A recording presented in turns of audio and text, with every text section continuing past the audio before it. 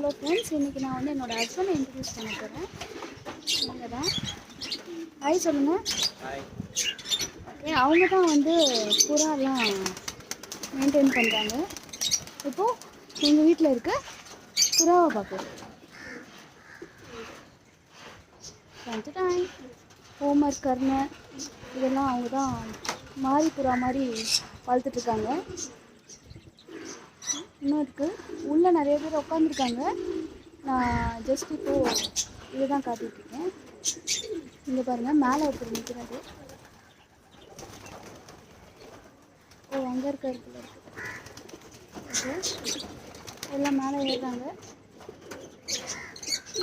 Time ஆகிடுச்சுன்னா அவங்களே உள்ளே போயிடுவாங்க.